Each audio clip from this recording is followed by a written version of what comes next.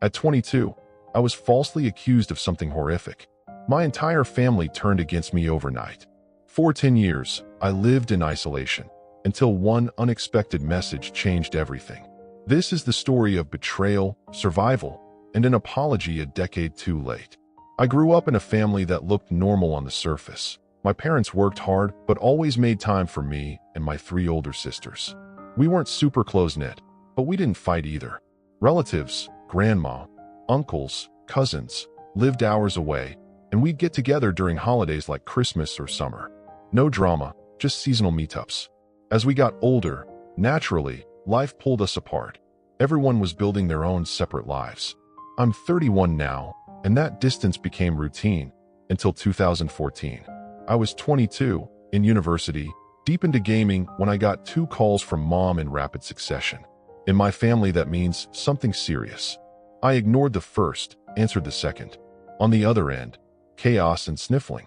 Mom said, "Just confess if you have to." I was lost. Then, "Your cousin," she accused me. I asked what role and what happened. The answer, shock. My cousin on my mother's side, 7 years younger, said that when she was 9 and I was 16, I touched her under her clothes and kissed her. I barely knew her and hadn't seen her in years. E's version was presented as absolute fact. I tried to deny it. I screamed, "No, that's not true. I didn't even have the words." Then Mom said, "We don't want anything to do with you." My sisters texted, "You're disgusting," and blocked me. Dad wrote, "Stop contacting us. We need to heal." That was it. Instantly, the world underneath me vanished. I went into the shower to cry where they couldn't see. I started calling everyone, texting E. No one replied before blocking me. I had no platform to defend myself, no voice. I was disappearing. This happened right before my bachelor's defense. I was barely functional.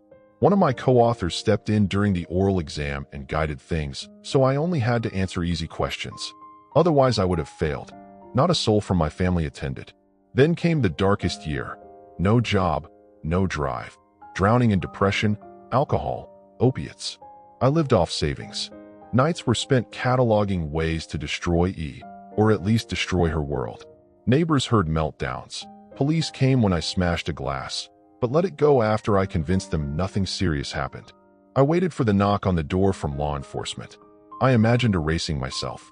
Everything shifted at the end of 2015. I finally landed a job in my field. Work gave structure. I found distractions that mattered: VR headset, motorcycle, Lego builds. A year later, I moved into my own house with a garage and a garden.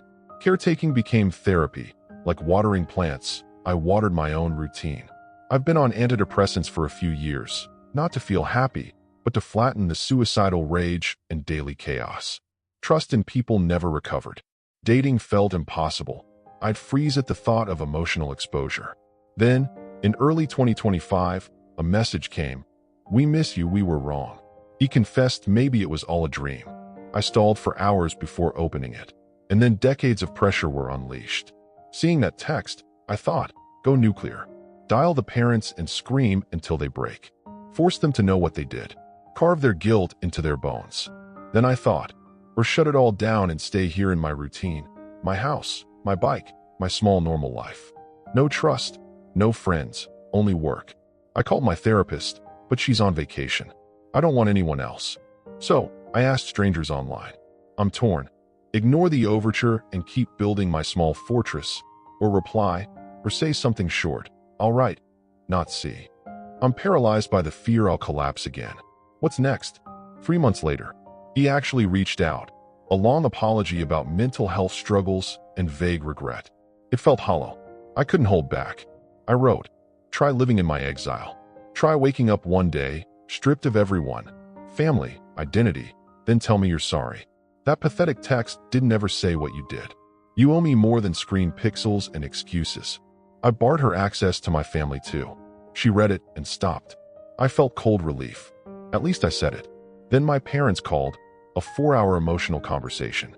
I expected excuses. Instead, they cried and apologized again and again. They said E's confession sounded so believable they couldn't doubt it. When I asked, "Why didn't you help me?" they said they were terrified of shattering everything. Family, reputation, even their son. And they admitted, They didn't even suggest therapy when I needed it most. That hurt the most. But I felt space for something else, a beginning. We agreed to keep in touch. No visits yet, too raw, but calls. Hearing their voices without accusations felt oddly safe. Another 4 to 5 months on, I visited them. First family dinner. I was afraid, my anger war ready. But instead, conversation and apologies. We ended by hugging. It felt weird and fragile, but it felt hopeful. A small step toward normal. There's no contact with E. My parents cut ties with her. The same isolation she inflicted on me. Pain understood. Appropriate consequences. Me? I'm starting a relationship. I haven't shared everything yet. But for the first time, I'm allowing hope. Indiana. House, bike, garden. They're no longer just distractions. They're my lifeboats. For anyone reading this, a single moment can vanish what felt like home. You can misplace 10 years of your life. But soft steps, therapy, routine, boundaries can rebuild the framework. Forgiveness doesn't erase the past, but it frees you from it. You don't get closure, you reclaim agency. You survive. People online kept telling me, you should sue her. And yeah, what he did was beyond cruel. She obliterated my reputation, my connections, and 10 years of my life. But the truth is, I don't think dragging this through court would bring peace. It would cost thousands I don't have, reopen every psychological wound I've been trying to stitch up for a decade. And ultimately what? She never pressed legal charges either. I know that doesn't mean much, but it's something I can't ignore. What I want is for all of it to just be over. Court would drag me back under. I'm still in contact with my parents, and you probably won't believe this, but I actually visited them about a week ago. For the first time in nearly 10 years, I sat in the house I once called home. They've completely cut E off, they told me. She's experiencing the same kind of silence I endured.